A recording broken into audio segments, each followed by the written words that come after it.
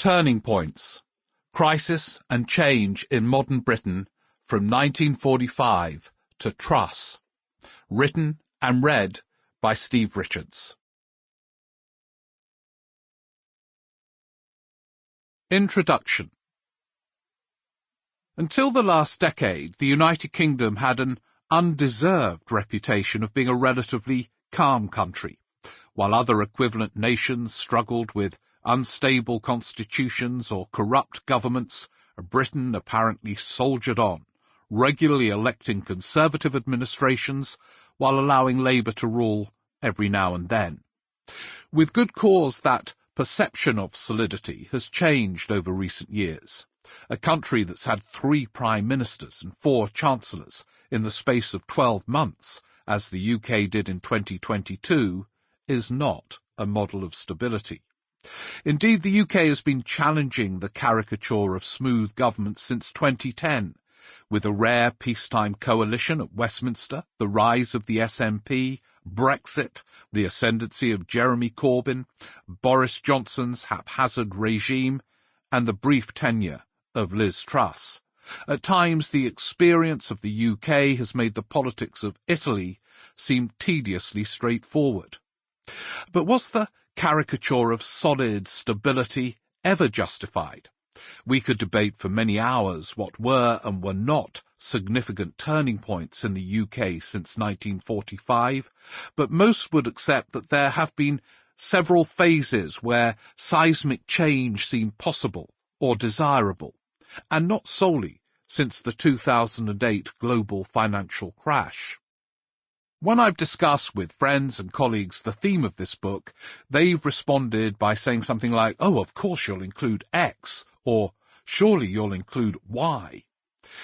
That was a momentous event. Sometimes the suggestions coincided with those explored in the book. Sometimes they didn't. A supposedly stable country before the 2008 global financial crash, in fact, seems to have gone through quite a few potentially volcanic challenges since the end of the Second World War. Partly the way news is reported makes some dramas seem more significant than they were.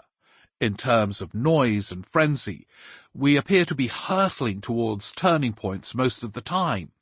The ubiquitous headline, "Breaking News," is one of the great media distortions. Many of the stories that lead bulletins or are on the front pages have few real consequences. Even fewer are of consequence that generate uproar on Twitter. I worked as a political correspondent in the 1990s at the BBC. Its generously staffed headquarters at Millbank was full of people rushing around from early in the morning until late at night, as if another world war was about to break out, when in reality some Conservative MPs might have been rebelling over a road closure. Viewers would have assumed that they were living through a turning point as they watched.